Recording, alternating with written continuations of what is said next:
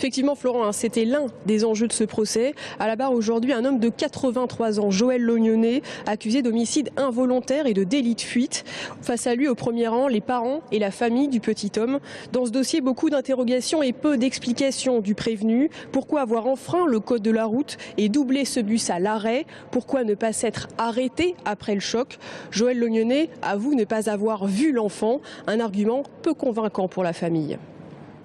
Le problème de ce dossier, c'est qu'il y a une infraction qui ne pose pas de problème, c'est l'homicide involontaire.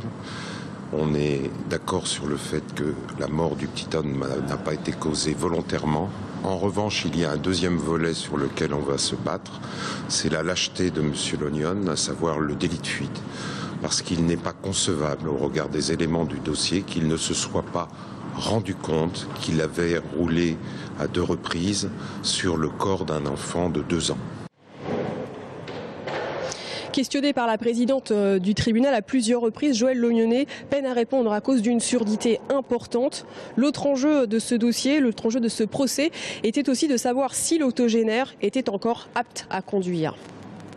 Monsieur Lognonnet a des problèmes auditifs, des problèmes de vue qui ne le rendaient pas inapte à conduire un véhicule, mais qui peuvent peut-être expliquer qu'il n'ait pas été suffisamment attentif pour se rendre compte de ce qui se passait. Ce qu'il y a de sûr, c'est qu'aujourd'hui, il n'est pas question pour Monsieur Lognonnet de reprendre la conduite d'un véhicule. Il ne le souhaite pas, il n'aura d'ailleurs vraisemblablement pas le choix, mais en tout cas, c'est quelque chose qu'il ne souhaite plus du tout. Le procureur a requis 4 ans de prison, dont 3 avec sursis, avec interdiction de repasser le permis pendant au moins 5 ans. La décision a été mise en délibéré et devrait être rendue le 9 février prochain.